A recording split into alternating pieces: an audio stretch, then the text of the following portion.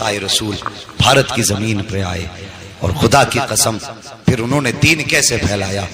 एक रस्म होती है गैर मुस्लिमों में दूध चढ़ाने की, मंदिरों में होती है कि नहीं, वो बात अलग है कि नालियों में दूध बहे तो कोई बात नहीं, लेकिन गरीब के बच्चे के पेट में घूंट दूध नहीं जाना चाहिए। ये कैसा धर्म है साहिब तुम्हारा कि बच्चे दूध के लिए भूखे तड़पते रहे और तुम्हारा दूध नालियों में बहता रहे। अल्लाह अकबर, ये इनकी रस्म है, लेकिन ये जानेंगे इनका मजहब है। लेकिन हमारा मजहब इतना सच्चा मजहब है, लोग इसे आतंकवाद से जोड़ते हैं। जरा बताइए, जो मजहब रास्ते की पड़ी हुई ईंट को हटाने पे जन्नत की बशारत दे, उससे सीधा सच्चा मजहब कौन सा मजहब हो सकता है? सोचो तो सही। तो उनका उसूल था दूध पिलाने का, और उसी दौर में एक पंडित जी थे, रोज दूध की लुटिया भरी मंदिर चल देते थे, दूध की लुटिया भरी मंदिर चल देते थे, मंदिर जाया करते। एक दिन बेटी कहने लगी, अब्बा जी आज मैं जाऊंगी दूध लेकर के। जब इतनी बात कही ना, आज मैं जाऊंगी दूध लेकर, बाप कहने लगा नहीं बेटी हम खुद जाएंगे। कहा नहीं बाबा मैं जाऊंगी, चूंकि बेटियां बाप की लाडली हुआ करती हैं, कभी कभी बाप बेटी की ख्वाहिश के आगे मजबूर होता है। बाप ने इजाजत दे दी, बच्ची ने दूध लिया, लुटिया लेकर के मंदिर की तरफ आई। मंदिर में आई, उसे पता नहीं था कि दूध पिलाया जाता है कि दूध बहाया जाता है। आई, आने के बाद मूर्ति के आगे बैठ गई, कहने लगी लो बाबा दूध पी लो। उसने पहले शराफत से कहा दूध पी लो, लेकिन कोई जवाब नहीं आया। फिर कहने लगी दूध क्यों नहीं पीते हो, दूध पी लीजिए। फिर कोई जवाब नहीं आया। बच्ची समझने लगी मेरे बाप तो रोज दूध लाया करते हैं और कहते हैं बेटी मैं भगवान को दूध पिला के आया हूं, शायद मुझसे नाराज हो गए हैं इसलिए दूध नहीं पी रहे हैं। ये बात बच्ची के दिल में आई, कहने लगी बाबा भगवान मुझसे कौन सा पाप हो गया है जिसकी वजह से आप दूध नहीं पी रहे हो। पत्थर था, पत्थर भी कभी बोला करते हैं। बच्ची ने सोचा शायद ये मुझसे नाराज है। फिर बच्ची ने बहुत बड़ा अहद कर लिया। बच्ची ने कहा अगर तुम दूध नहीं पियोगे तो तुम्हारे चरणों में अपनी जान दे दूंगी। ये कह के बच्ची ने लुटिया तो इधर रखी है और अपना सर उसके कदमों में मारना शुरू कर दिया है। इस बेदर्दी के साथ उसने सर पटका कि माथे से खून बहना शुरू हो जाता है। जब बच्ची सर पटकती रही, रोती रही, उसी रास्ते से इत्तेफाक से गरीब नवाज का गुजर हो जाता है, अताए रसूल का गुजर होता है। जैसी गरीब नवाज ने बच्ची को रोते देखा, सर पटकते देखा, आप आए हैं। आने के बाद पेशानी की जगह अपनी हथेली रख दी है। जैसी हथेली आई है, बच्ची ने यूं सर उठाया, सादा से बाबा को देखा। देख के कहने लगी बाबा कौन हो। कहने लगे बेटी बता तो सही बात क्या है, ये अपने ऊपर जुल्म क्यों कर रही है। उसने कहा बाबा आप जाइए, ये मेरे भगवान का मामला है। मेरे गरीब नवाज ने फरमाया बेटी बता तो सही क्या मामला है, आखिर ये क्यों कर रही है। उसने कहा बाबा तुम क्या जानो, तुम तो मुसलमानों के धर्म गुरु हो, ये हमारे मजहब का मामला है। गरीब नवाज ने कहा बेटी बता तो सही बात क्या है। बच्ची कहने लगी सुनो बाबा अगर नहीं मानते हो तो सुनिए, मेरे बाप रोज दूध पिला के जाया करते हैं, लेकिन आज मैं दूध लेकर के आई हूं तो ये दूध नहीं पी रहे हैं, शायद ये मुझसे नाराज हैं। तो मैंने ये कसम खाई है या तो ये दूध पिएंगे या मैं अपनी जान दे दूंगी। जैसे इतना सुना है, गरीब नवाज कहते हैं बेटी बस इतनी सी बात है। कहा हाँ बस इतनी सी बात है। आपने फरमाया कि दूध क्यों नहीं पीते हो। जब बच्ची कह रही है तो दूध पी लीजिए, जैसे इतना कहा है वो पत्थर टस से मस नहीं हुआ। आपने फरमाया सुनता नहीं कौन कह रहा है, मोइनुद्दीन कहता है दूध पी ले। उसने फिर भी दूध ना पिया है। उसके बाद गरीब नवाज ने उसके कान पकड़े और घुमा के कहा पीता क्यों नहीं है। जैसे इतना कहा है पत्थर के हाथ हिलना शुरू हो जाते हैं। उसने प्याला पकड़ा है, होठों से लगाया है, दूध पीना शुरू कर देता है। और पीता क्यों नहीं, कहने वाला कोई आम न जाना था, जबान गरीब नवाज की थी। फैजान मदीने वाले मुस्तफा का हो रहा। नारे या रसूल अल्लाह, या रसूल अल्लाह, नारे जिंदाबाद जिंदाबाद, अल्लाह अकबर, सुभान अल्लाह, सुभान अल्लाह अकबर।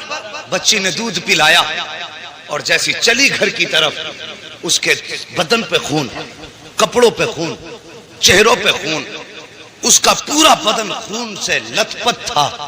और मुझे बताइए अगर कोई बेटी अकेली जंगल से आ रही हो और बदन खून में लथपथ हो, सर से खून बह रहा हो, तो कोई ये नहीं सोचेगा कि इसने चोट खाई है।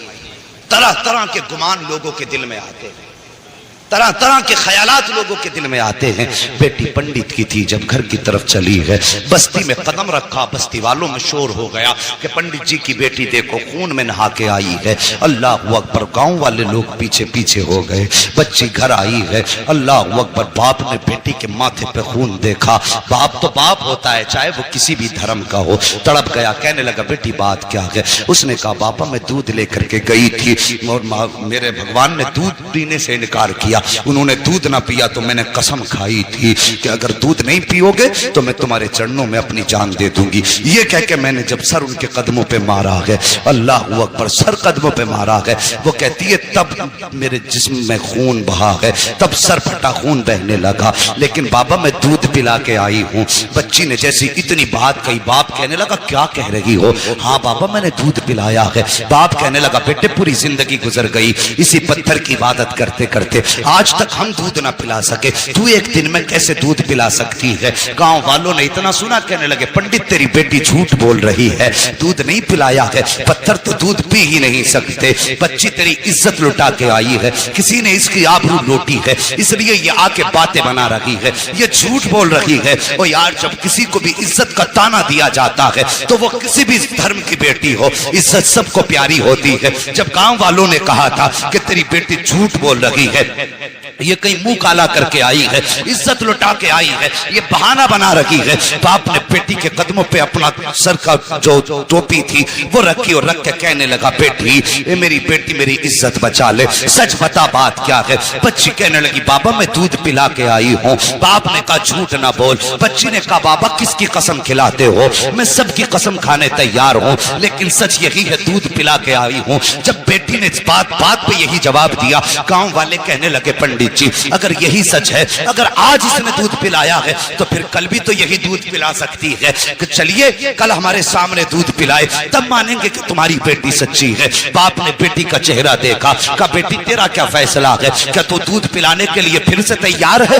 बच्ची ने कहा हाँ मैं तैयार हूँ। कहा ठीक है। दिन मुकर्रर हुआ, वक्त मुकर्रर हुआ, फिर से पूरा गांव और ये बच्ची उसी मंदिर की तरफ चले हैं जहां बच्ची ने उसको दूध पिलाया था। जब उसी मंदिर के दरवाजे पे बच्ची गई है, जाने के बाद पूरा गांव तमाशाई है, बाप भी साथ में है। बच्ची ने जाके दूध का प्याला रखा और रखने के बाद फिर कहती है महाराज दूध पी लीजिए, मेरे भगवान दूध पी लीजिए। लेकिन वो फिर पत्थर है, दूध कैसे पिए? बच्ची ने जब कहा दूध पी लीजिए, पीते क्यों नहीं हो? गांव वालों ने कहा लगाया, कहा सुन पंडित हमने पहले ही कहा था तेरी बेटी झूठ बोल रही है, ये मुंह काला करके आई है इसलिए अपनी इज्जत बचा रही है। जब इतनी बात बच्ची ने सुनी है, बच्ची का दिल टूट जाता है, बच्ची की आंख में आंसू आए, लेकिन साथ ही गुस्सा भी आया।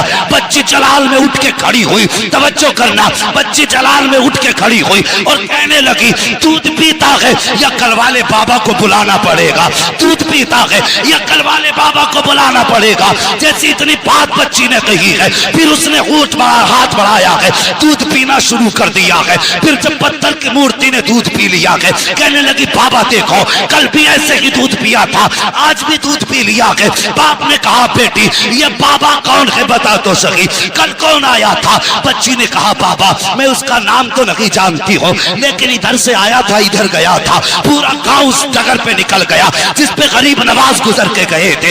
एक दरख्त के नीचे जाके देखा मेरे गरीब नवाज बैठे हुए हैं। जाने के बाद कहा था बेटी यही बाबा है? कहा हाँ यही बाबा है। पंडित कदमों पे सर रख के कहता है महाराज तुम भगवान हो, जिसके कहने से पत्थर ने दूध पी लिया है, इतना कहा है। गरीब नवाज ने निकाह के करम उठाई है, फरमाते मैं कोई खुदा नहीं हूँ, मैं कोई भगवान नहीं हूँ। कहा बताओ तो सही फिर किसकी पावर है जो पत्थर दूध पी ले? गरीब नवाज ने कहा था वो मेरी पावर नहीं बल्कि वो उसकी पावर है जिसको गरीब नवाज पूजा करता है। कहा कौन है वो? गरीब नवाज ने कहा था वो है जिसने तुमको भी पैदा किया है, गरीब नवाज को भी पैदा किया है, अगर पूछना है तो खुदा का पूछो। सबने कहा था ये कह के गरीब नवाज चले, तोड़े कदम पकड़े लोगों ने, कहा गरीब नवाज आगे न जाइए, पहले हाथ बढ़ाइए, कलमा पढ़ा के हमें मुसलमान बना जाए। नारे तकबीर, नारे रिसालत, उलमाए अहले सुन्नत, अज़मते इस्लाम, अज़मते इस्लाम, अज़मते इस्लाम। अल्लामा मुफ्ती हम्माद साहब किबला अल्लामा मुफ्ती हम्माद साहब किबला सरजमीन अदलपुर नारे तकबीर नारे रिसाल। लक़द काना लकुम फी रसूलिल्लाहि उस्वतुन हसना, और मेरे महबूब की जिंदगी तुम्हारे लिए बेहतरीन नमूना है। हुजूर के किरदार को अपनाइए, बेटियों से प्यार करो। बेटी बेटी है, चाहे वो दोस्त की बेटी हो या दुश्मन की बेटी हो। मेरे हुजूर के दरबार में हातिम ताई की बेटी आई थी, नंगे सर आई। मेरे हुजूर ने अपनी मुजम्मिल वाली चादर सर पे डाल दी, मुजम्मिल वाली चादर डाल दी। किसी सहाबी की जबान से निकल गया, हुजूर ये बरकतों वाली चादर, और एक दुश्मन की और काफिर की बेटी। मेरे हुजूर ने फरमाया चुप हो जाओ, बेटी बेटी हुआ करती है, चाहे वो मोमिन की बेटी हो चाहे वो काफिर की बेटी। और जो काफिर की बेटी को इतनी इज्जत दे, अगर उसकी उम्मत की बेटी की आंख में कोई आंसू दे तो फिर वो सोच ले कब्र में मुस्तफा का सामना कैसे करना है। मेरे हुजूर ने तो फरमाया था मेरी बेटी मेरे जिगर का टुकड़ा है। उस दौर में फरमाया था जब बेटियों को कत्ल करने पे लोग फख्र करते थे, फरमाया था मेरी बेटी मेरे जिगर का टुकड़ा है। खुदा की कसम हुजूर की जबान से इस जुमले का निकलना था, ये हुजूर ही के जुमले की बरकतें हैं। आज हर घर में बेटी को अल्लाह की रहमत समझ के रखा जाता है, ये उनकी जबान की बरकत है। वरना आज हम भी बेटियों को कत्ल कर रहे होते। उनके दामन से जुड़ना क्या था। खुदा की कसम जो बेटियों को कत्ल करने में जिनके माथे पे पसीना नहीं आता था, जिस दिन से हुजूर का दामन थामा वो जमीन पे पैर फूंक के रखते थे और डरते थे कहीं हमारे पैर के नीचे चूंटी ना आ जाए। ये हुनर किसने सिखाए? मेरे हुजूर के दामन ने, हुजूर के प्यार ने। जब तक बिके न थे तो कोई पूछता न था, तुमने खरीद कर हमें अनमोल कर दिया। हमारी तो कोई इज्जत ही न थी। आज जो इज्जतों की महराज मिली है ना, खुदा की कसम ये मोहम्मद अरबी के ठोकरों के सदक़े में। अगर फिर सदका उनकी ठोकरों का है तो जवान उनसे प्यार कर, उनसे वफा कर। तेरे घर में बेटी है, बेशक वो तेरे लिए बड़ी रहमत है अल्लाह की, लेकिन एक नजर उसे ये भी सोच के डाल लिया कर कि मेरे हुजूर को बेटी बड़ी प्यारी थी। खुदा की कसम अल्लाह हर नजर के सदक़े में तुझे मुस्तफा के इश्क का सवाब अता फरमाए। करेंगे ना इंशाअल्लाह ऐसे ही। हाँ बेटे मांगो, तुम्हारी मर्जी है सजदों में गिर के, इसलिए कि उनसे तुम्हारा नाम चलेगा। लेकिन कभी रो के रब से बेटियां भी मांग लिया करो, इसलिए कि बेटे नसीब से पैदा होते हैं, बेटियां रब की रहमत बन के आया करती है। हाँ बेटी पैदा हो, चेहरा ना बिगाड़ना, मुकद्दर पे नाज करना। अल्लाह ने बेटी दी है, यकीनन कोई नेकी तूने की है जिसकी वजह से अल्लाह तुझसे इतना राजी हुआ है कि तेरे आंगन में बेटी उतार दी है। वो फरमाया गया बेटी क्या आ गया। बस आखिरी बात सुन लो और बात खत्म कर लो। इंशाल्लाह कभी फिर, इंशाल्लाह कभी फिर भाई, नहीं कभी फिर मेरी बात समझिए। मैं कि अगर बचपन की बात की जाए, अल्लाह अकबर, गरीब नवाज कोई आम बेटा नहीं है मुस्तफा का। नसीब वाले हो, हिंदुस्तान लावारिस नहीं है। ये वो मुल्क है जिस मुल्क के अंदर अपना सफीर मुस्तफा ने खुद भेजा है, खुद मुस्तफा ने भेजा। और तुम्हें क्या लगता है सबसे पहले गरीब नवाज आए? नहीं, उनसे भी पहले बाबा रतन हिंदी पंडित थे। आज भी हिंदुस्तान पाकिस्तान के बॉर्डर पे इनका मजार है। जानते हो पहले लोग तिजारत में जाते थे ना, परदेश जाया करते तो अरबों से उस वक्त तिजारत का मामला था, ये गए थे। हुजूर के बचपन का जमाना था, इनकी जवानी थी, बाबा रतन हिंदी की जवानी थी। सुने, बाबा रतन हिंदी की जवानी, हुजूर का बचपन। तो आप कहे ना उस वक्त अरब में थे तो आपने देखा कोई बच्चा है जो एक छोटी नहर के इस पार खड़ा है, और जब रतन हिंदी गुजरे उन्होंने देखा कोई बच्चा खड़ा है। आपने जब चेहरा देखा ना मुस्तफा का, और फिर हुजूर का चेहरा, खुदा की कसम जुल्फ देखी है कि नजरों ने घटा देखी है, लुट गया जिसने मोहम्मद की अदा देखी है। बचपन था हुजूर का, लेकिन बाबा रतन हिंदी ने मुस्तफा को देखा ना, था तो बचपन मगर दिल दे बैठे। करीब जाके कहने लगे बेटे इजाजत हो तो मैं तुम्हें कंधे पे बैठा के नहर पार करा दूं। मुस्तफा ने मुस्कुरा के कहा जैसे आपकी मर्जी। क्या फरमाया? जैसे आपकी मर्जी। उन्होंने कंधे पे मुस्तफा को बिठाया, नहर पार कराई। हुजूर ने 3 मरतबा फरमाया अल्लाह तेरी उम्र में बरकतें करे, अल्लाह तेरी उम्र में बरकतें करे, अल्लाह तेरी उम्र में बरकतें करे। जब हुजूर ने 3 मरतबा दुआएं दी, अल्लाह ने पहली दुआ के सदके में उनको 300 साल की उम्र अता फरमा दी। कितनी? कितनी? ओ बोल यार, अगर बरेलवी बैठे तो।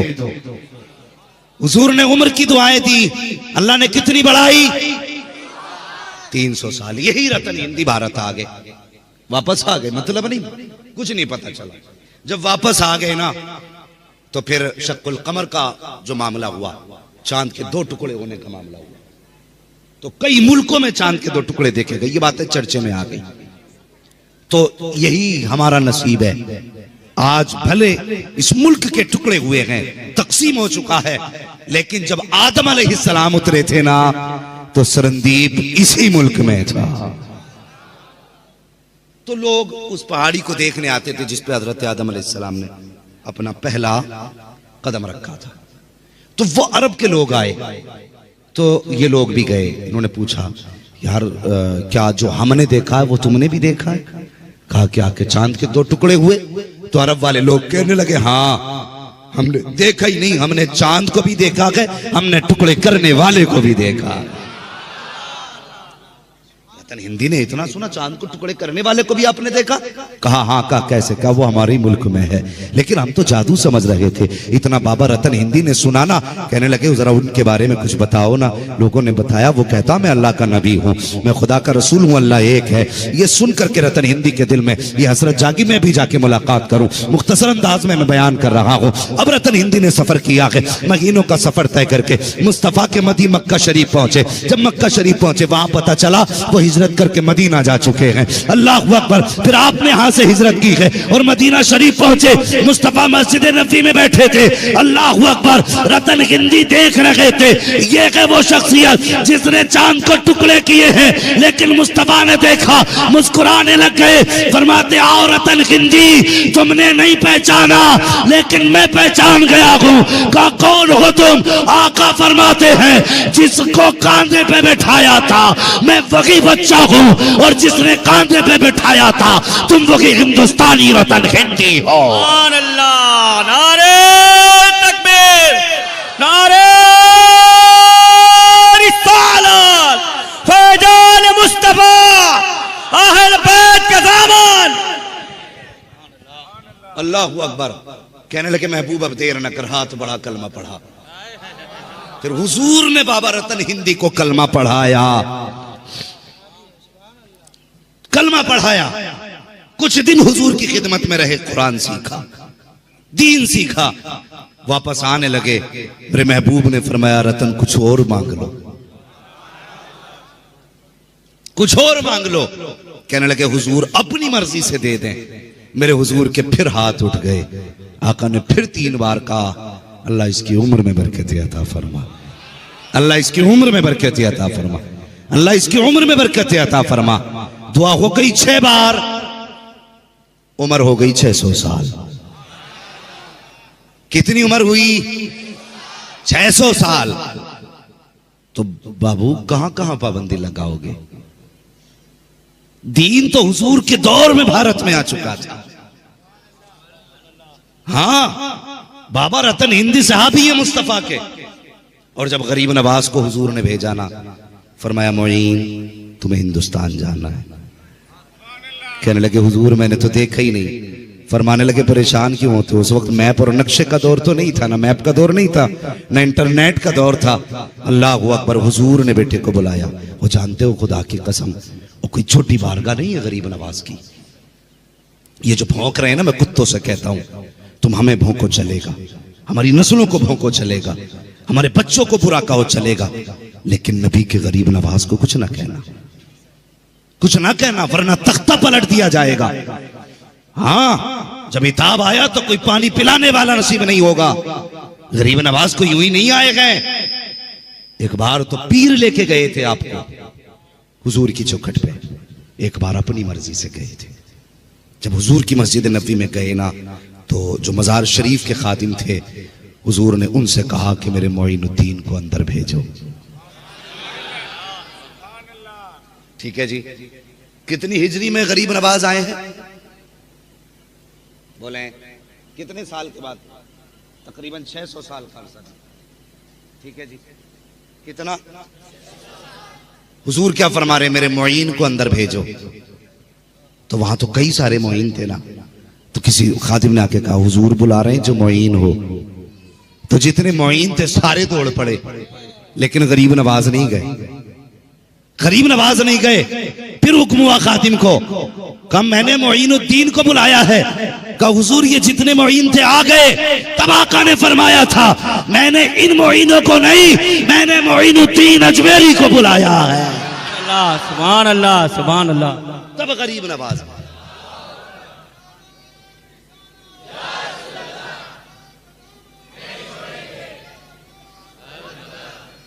हाँ, फरमाया मैंने मोइनुद्दीन चिश्ती अजमेरी को बुलाया। फिर गरीब नवाज गए।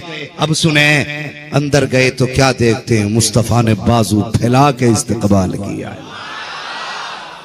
यूं ही न समझना, अताए रसूल है गरीब नवाज, हुजूर के भेजे हुए हैं। होश में काम करना, होश में। हाँ, ये गरीब नवाज भारत आए, तुम्हारी औकात क्या है तुम मिटा सको? गरीब नवाज की चौखट है। एक खातून पे कोई बच्चा ही नहीं था। जब कोई बच्चा नहीं था ना खातून पे, तो वो गरीब नवाज की चौखट पे आई। कहने लगी हुजूर दुआ करें अल्लाह मुझे एक बेटा दे दे, बेटा दे दे। और सखियों के दरबार से कभी कोई खाली गया है? कोई खाली नहीं जाता। अल्लाह ने अपने फजल से बेटा दिया। गरीब नवाज की दुआ काम आ गई। फिर वो हर साल बच्चे को लेके जाती थी। जब छठी आई ना बच्चे की, अजमेर शरीफ लेके गई। 6 साल के बच्चे कितने बड़े होते, ना समझ बच्चा था। पेशाब लगा ना, बच्चे ने वही खड़े होकर पेशाब करना शुरू कर दिया। अजमेर शरीफ में बच्ची ने पेशाब किया ना, बच्चे ने पेशाब किया, वहां एक मजार था, उस पे पेशाब बच्चा करने लगा। तो वहां जो भी लेटा है ना, कोई हल्का फुल्का नहीं लेटा है, बड़े बड़े वहां पे कुतुब लेटे हुए हैं, बड़े बड़ा कलंदर लेटा हुआ है। बच्चे ने पेशाब किया ना, तो वो जो साहिब मजार थे जलाल आया, उन्होंने उठाया, बच्चे को पटका, बच्चे का दम निकल गया, बच्चे का इंतकाल हुआ, शोर हो गया, वो बच्चा मर गया। खातून तड़प गई, लाश उठाई बेटे की, गरीब नवाज के कदमों पे रखी, जाके कहने लगी बाबा अगर जिंदगी तूने दी थी तो मौत क्यों तेरे दरबार में आई है? या तो पहले बच्चा ना देता या आज मौत ना देता। इतना कहा था, बच्चा जिंदा हो गया और शोर हो गया, बच्चा उठ गया है। फिर क्या देखा? वो जहां बच्चे ने पेशाब किया था कब्र फटी, बुजुर्ग निकले और निकल के चल दिए। किसी ने कहा किधर जा रहे हो? कहा गरीब नवाज ने कहा है कि तूने बच्चे को क्यों मारा? कहा इसने मेरे मजार पे पेशाब किया, गवारा नहीं हुआ। तो गरीब नवाज ने कहा सुन, यहाँ पे हर तरह का आएगा, अगर बर्दाश्त कर सके तो यहाँ लेट, वरना यहाँ से उठ कहीं जाके और आराम कर ले।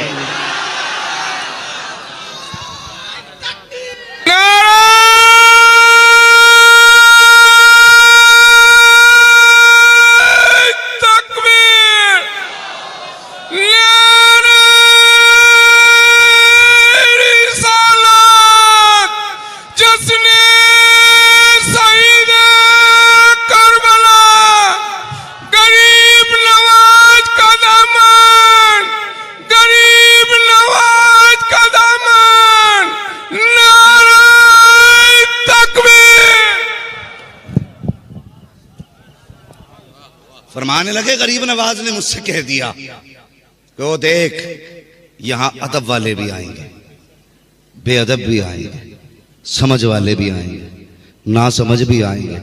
फरमाने लगे बर्दाश्त कर सके तो लेट, वरना उठ कहीं और जाके अपनी क़यामगाह बना ले।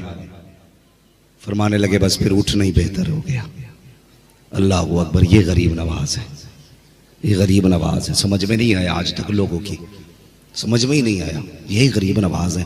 आपने सुना होगा ना जादू के जरिए क्या क्या ना किया गया, सब कुछ किया गया। आखिरकार जब कोई सूरत ना बनी ना, तो राजा ने ना फिर एक किलर को बुलाया, पैसे लेके गर्दनें काटता था। उससे कहा सुन, एक बाबा है और वो फला जंगल में एक पेड़ के नीचे रहता है, ऐसा कर तू उसकी गर्दन काट ला, आधी सल्तनत दे दूंगा। कितनी? आधी सल्तनत। उसने कहा बात बड़ी सस्ती है, सौदा बड़ा महंगा हो रहा है। कहा एक बाबा की गर्दन काटनी है, संत की गर्दन काटनी है, आधी बादशाहत मिल जाएगी खुशी खुशी में। खंजर लगाया और तलाश में निकला गरीब नवाज की। क्या देखा? गरीब नवाज बैठे हुए हैं, मुस्तफा की हदीसें सुना रहे हैं। पीर भी ऐसे ही नहीं थे वो जो लोग कहते थे नहीं नहीं नहीं नहीं वो पीरों की दुनिया अलग है और मौलवियों की दुनिया अलग है, और तू किसी दुनिया का नहीं है और ना तू किसी दीन का है। खुदा की कसम, गरीब नवाज सिर्फ कलंदर नहीं थे, गरीब नवाज मुहद्दिस भी थे, गरीब नवाज मुफस्सिर भी हैं, गरीब नवाज मुहद्दिस भी हैं, गरीब नवाज मुहक्किक भी हैं, गरीब नवाज मुफ्ती भी हैं। हाँ, ये जब कौम को धोखा देते हैं ना कि नहीं नहीं वो फकीरों की और मौलवियों की नहीं बनी, हमेशा फकीर वही हुआ है जो मौलवी हुआ है। और जब से तू दुनिया का फकीर हो गया ना तो मौलवियों ने उठा के फेंक दिया। अब बननी क्या भाई तेरी हमारी? जब ये कहता मेरे मुरीद हो गए तो अब सजदों की जरूरत नहीं, नमाजों की जरूरत नहीं, कहीं शर्म कर। नमाज जब गौसे पाक को माफ नहीं है तो इस नापाक को कैसे माफ हो सकती है? समझ में बात नहीं आती और लोग भी धोखे में आ जाते हैं। क्या मसला लगा रखा है भाई, समझ में बात नहीं आती है। जिसे देखा बापू गिर गए। हाँ हजरत, हमारी कौम इतनी सीधी है, जो बिल्कुल नंगा है कहते बहुत पहुंचा हुआ है, कि इतनी पहुंचे हुए देखो कपड़ा ही नहीं पहनते, कोई ढंग है? और खुदा की कसम, अगर नंगा होना पहुंचने की दलील होता तो खुदा की कसम फिर मुस्तफा कभी खुदा तक पहुंचे हुए नहीं होते। मेरे हुजूर ने कभी भी बदन और सत्र नहीं खोला, और ये नंगे आते लोग पीछे पड़ जाते हैं। और नमाज को कह दो ना कि नहीं वो हम तसव्वुर में पढ़ रहे हैं, और रोटी झट रट रट के खा रहे हैं। नमाज तसव्वुर में पढ़ रहा है, पूरा दस्तरखान साम।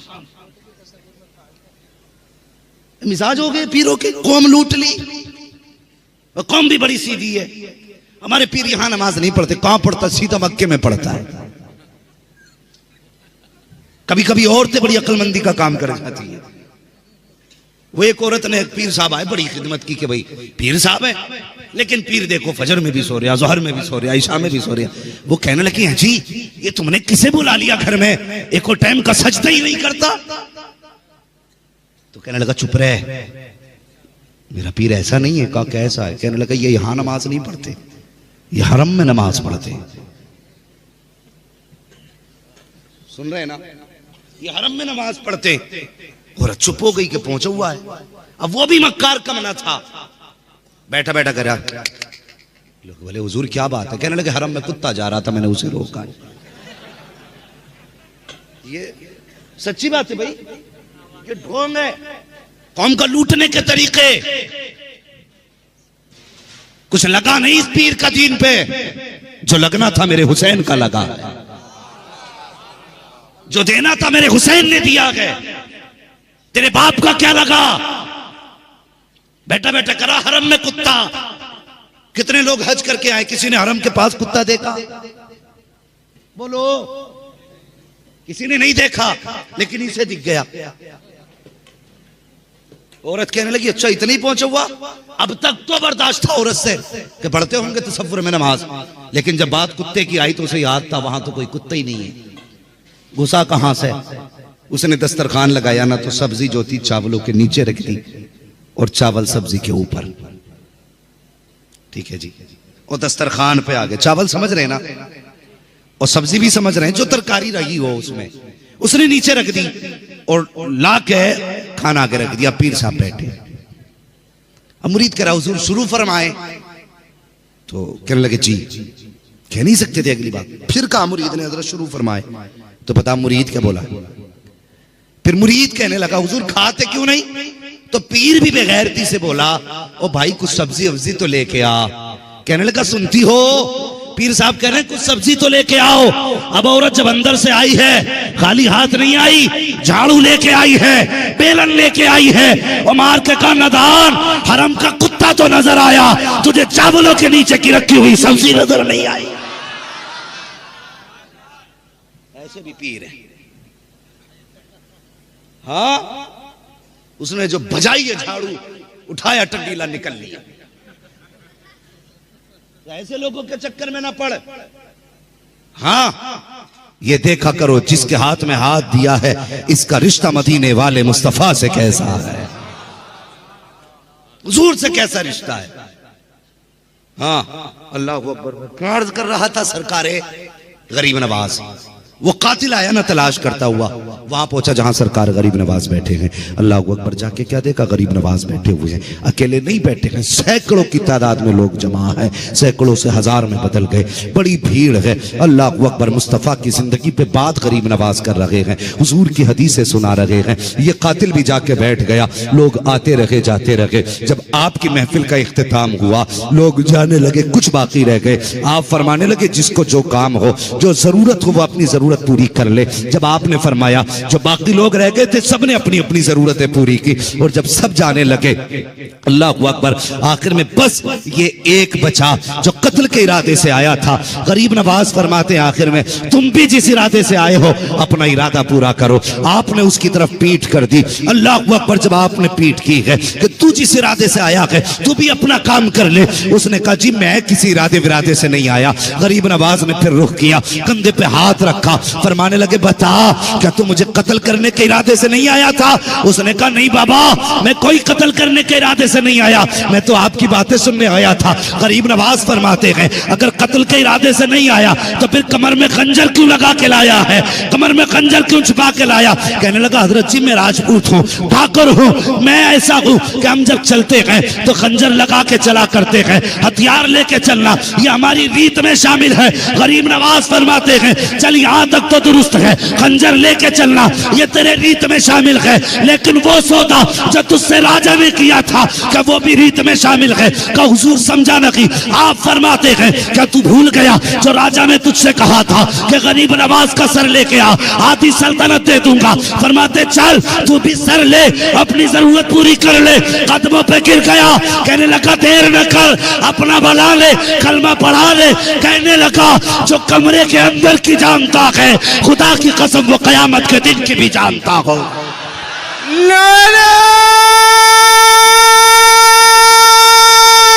तकबीर,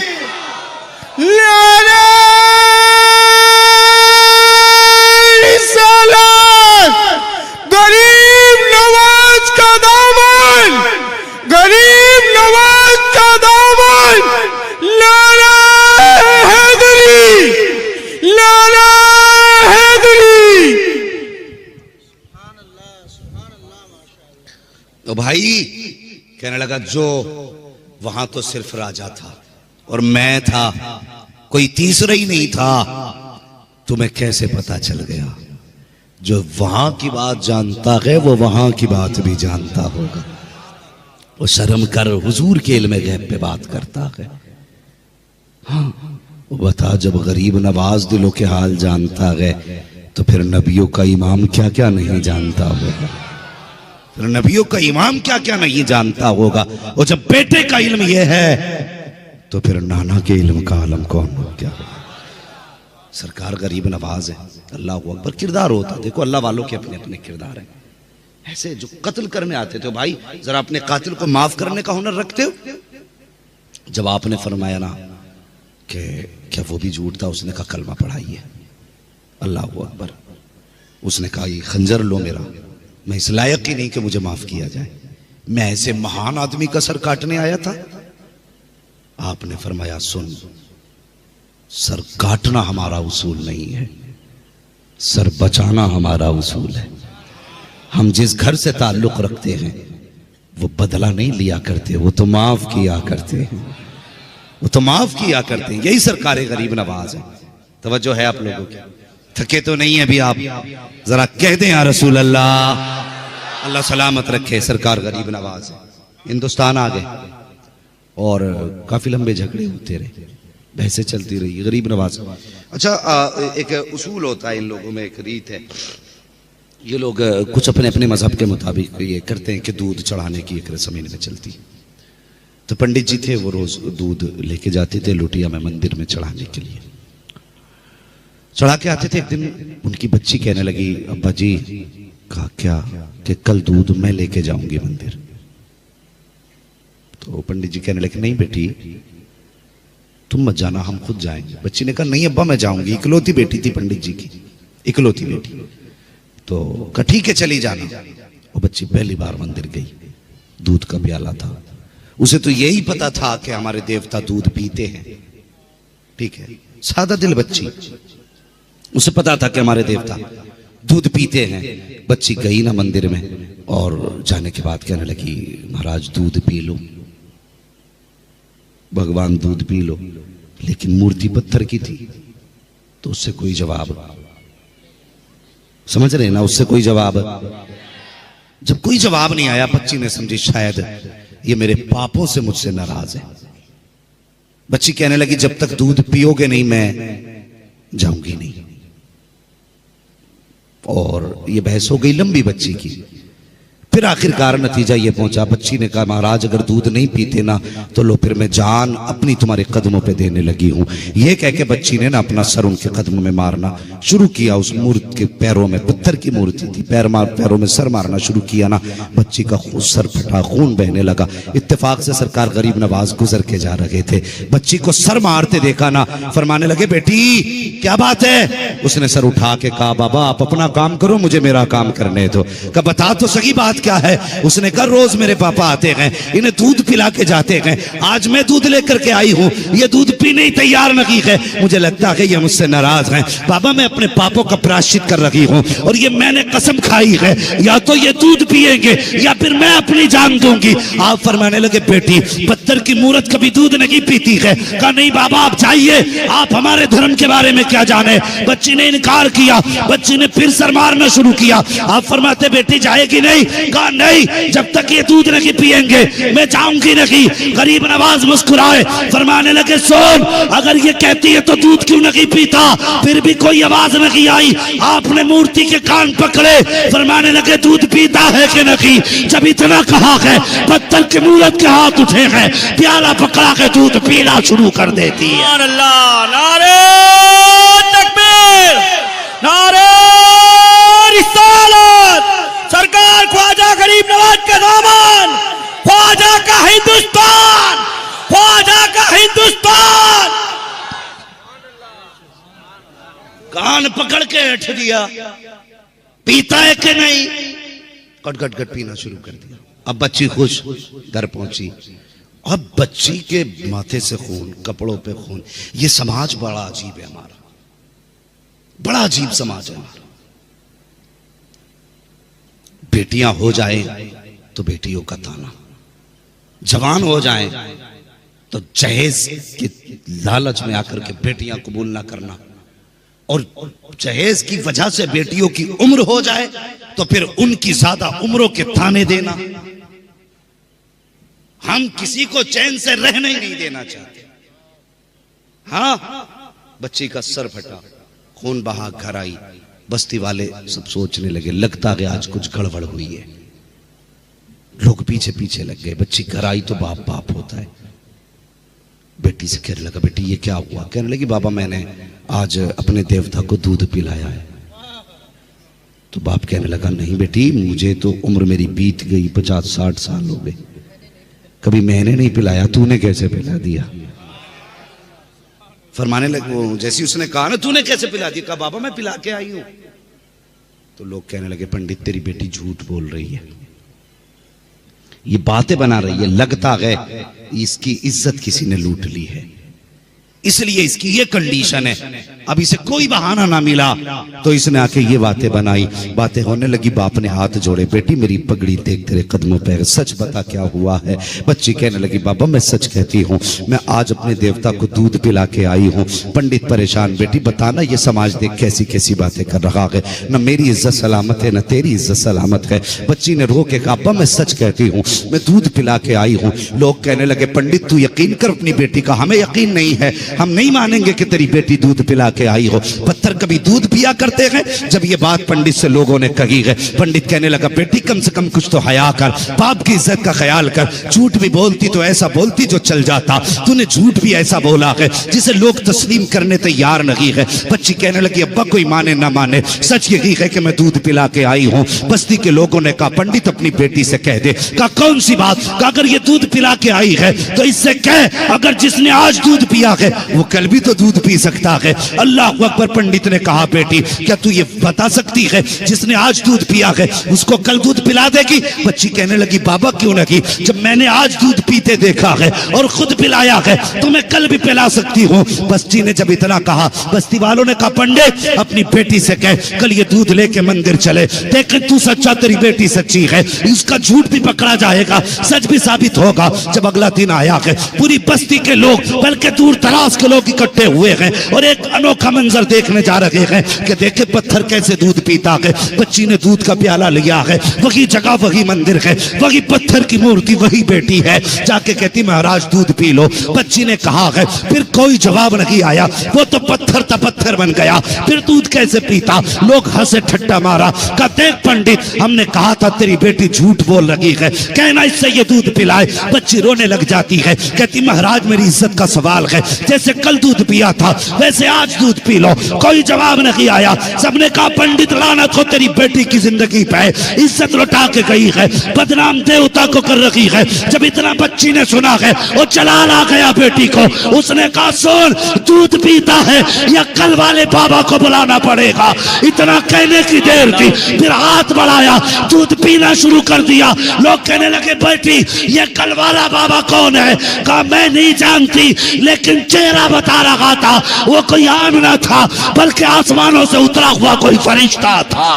अल्लाह नारे तकबीर, नारे रिसालत, फैजान ख्वाजा गरीब नवाज, ख्वाजा का हिंदुस्तान। बच्ची ने गुस्से में कहा पीता है या बुलाऊं कल वाले बाबा को? खट से पीना शुरू कर दिया। लोग बोले बेटी कल वाला बाबा कौन है? कहने लगी अब्बा चेहरे से फरिश्ता लगता था, मुसलमानों का कोई बाबा है, किधर गया कि इधर गया। लोग तलाश में निकले, वही पेड़ वही जगह, गरीब नवाज वहीं बैठे। लोग जाके कहने लगे महाराज आज के बाद हम तुम्हारी पूजा करेंगे। कहा किस लिए? कहा जिसने पत्थर को दूध पिला दिया तो फिर पूजा के लायक वही है, पत्थर भी जिसकी सुनते हैं। फरमाने लगे पूजा मेरी न कर, बल्कि पूजा करनी है तो उसकी कर जिसने मोइनुद्दीन को गरीब नवाज बनाया है। अल्लाह अकबर। ये था आपका किरदार, किरदार ये था। लोग हैरत में, लोग कहते हैं हुजूर अपनी बेटी की शफात नहीं करा सकते। मुझे हैरत है, गरीब नवाज गुजर के जा रहे हैं ना, लोग आग की पूजा कर रहे हैं। कहने लगे क्या कर रहे हो? कहने लगे पूज रहे हैं इसको। क्यों पूज रहे हो? कहिए हमें जलाएगी नहीं। फरमाने लगे अच्छा फिर हाथ डाल इसमें। कब से पूज रहे हो? क्या उम्रें गुजर गई, बाप दादा से पूजते चले आ रहे। कहा हाथ डालना, तुम्हें हजारों साल आग पूजते हुए होगे लेकिन आज तक ये तुम्हें जला रही है। आपने अपना जूता उठाया आग में रख दिया, लकड़ी की कड़ा होती, बहुत देर तक रखे रही हो, फिर हाथ डाला यूं ही निकाल के रख दी। खुदा की कसम जर्रा बराबर भी जूती जलना तो दूर की बात गर्म तक नहीं हुई थी। अल्लाह सुभान अल्लाह। हाँ हरजैन का आदमी है, पानी मंगा लेते, बच्चों को पिला लेते। उनके लिए सीधी सी बात है कि शाने हुसैन और है, इम्तिहाने हुसैन और है। जब शान का मामला आता है तब करामतें दिखाई जाती हैं, और जब इम्तिहान का मामला होता है तो इस्तिकामत दिखाई जाती है। ये जहन में बात रखें और इंशाअल्लाह दोनों चीजों को समझेंगे। आज मैं शान पे बात करूंगा, कल से इंशाअल्लाह इम्तिहान पे बात करूंगा। लोग कहते हैं कि अगर पावर थी तो फिर पानी क्यों नहीं मंगाया? तो हम कहते हैं वो इम्तिहान था। बचपन से लेके जवानी तक, बचपन से लेके जवानी तक हुजूर की गोद में जो तरबियत के बचपन के लम्हे गुजरे थे, वो जवानी तक और जवानी से लेकर के बुढ़ापे तक मेरे हुसैन को याद थे। समझ रहे ना? पूरी जिंदगी हुजूर ने अपनी जागिरी अपने नवासों की नजर फरमा दी, कदम कदम पे तरबियत फरमाई, कदम कदम पे तरबियत फरमाई। अल्लाह अकबर। जब बांटने की बात आती है तो उनके घराने जैसी सखावत नजर नहीं आती, जब लुटाने की बात आती है तो उनके घर जैसी शहादतें नजर नहीं आती हैं। ना उनकी शुजाअत का हिसाब, ना उनकी सखावत का जवाब, ना उनकी शहादत का जवाब। वो लाजवाब है, वो लाजवाब है। आप जानते हैं हसनैन करीमैन ने तकरीबन 25 हज पैदल फरमाए थे। कितने बोले? 25 हज पैदल किए थे। और मजे की बात यह थी कि दोनों भाई साथ जाते थे। इत्तेहाद और इत्तेफाक देखिए, दोनों भाई साथ जाया करते थे। मैं बयान करने लगा हूं अल्लाह अकबर, उनके घर की सखावत देखे। एक साथ जाया करते थे। एक बार सफर में थे ना, तो कोई जरूरतमंद मिल गया, वो भी मुसाफिर था। अब पहले होटल तो नहीं थे रोडों पे, जहां चाहा गाड़ी रोकी खा लिया, सवारी रोकी खा लिया, रुके खा लिया। कोई होटल वोटल नहीं था, लोग अपना सामान सफर लेके साथ चला करते थे। कोई ऐसा मुसाफिर मिला जिसके पास सामान सफर खत्म हो गया था। ठीक है जी, उसने शहजादों को आते देखा, कहने लगा चेहरे से बड़े बाप के बेटे लगते हो। जो समझ गए अल्लाह उन्हें मुस्तफा का मदीना दिखा दे, कि चेहरे से बड़े बाप के बेटे लगते हो। का फिर का मुसाफिर हूं, खाने पीने का सामान खत्म हो गया। दोनों भाइयों ने एक दूसरे का चेहरा देखा, सोचने लगे अगर इसे दिया तो हम पे क्या बचेगा। फिर दिल ने कहा यार अगर खाली गया तो हमारा क्या रह जाएगा। समझ लेना, दोनों बातों में फर्क है, गौर करें। वो कहते हैं अगर इसे दे दिया तो हमारे पास क्या बचेगा, और कहने लगे अगर ये खाली चला गया तो हमारा क्या रह जाएगा। वो जानते हैं आज तक हमारे दरवाजे से कोई खाली नहीं गया। जितना था सामान सफर सब उठा के साहिल के हवाले कर दिया। और फिर दोनों भाई चले। रास्ते में भूख लगी, आका हुसैन कहने लगे भाई हसन का जी का भूख लगी है। अब हिम्मत जवाब दे रही है, कहने लगे चलो आगे चलते हैं, अल्लाह कोई ना कोई इंतजाम करेगा। ठीक है, आगे चलते हैं। ये कोना माशाल्लाह बड़ा अच्छा कोना रहता है। और इधर वाले तो माशाल्लाह पता नहीं तस्वीर लेके बैठते हैं कि मुंह में मसाला लेके बैठते हैं। भाई यहाँ जितनी देर बैठा करें ना, मुंह खोल के बैठा करें। ठीक है, नहीं कुछ लोग ऐसे भी होते हैं, मसला कि मौलवी तू अपना काम कर, हम अपना काम कर रहे हैं ना। तो थोड़ा सा जरा बेदारी रखनी चाहिए। तकरीर की नहीं जाती, कराई जाती है। अगर आज मैं कमजोर हूं ना बीमारी की वजह से, तो आपको ताकतवर रहना चाहिए। हाँ, तो अल्लाह करे ये जो आपकी सुभान अल्लाह निकल रही है ना, ये ऐसे निकले जैसे कि आप बीमार नहीं हैं।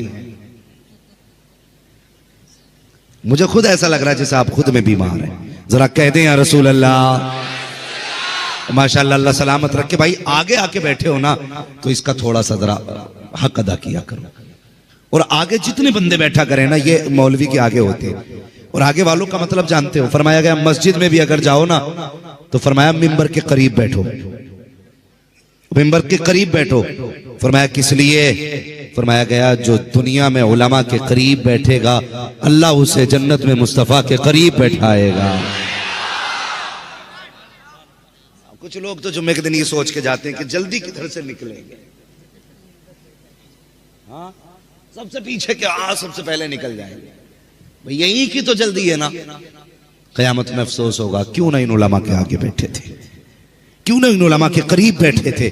आज मुस्तफ़ा की कुर्बत नसीब हो जाती।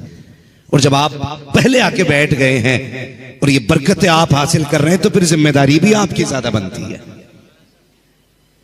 कि नहीं?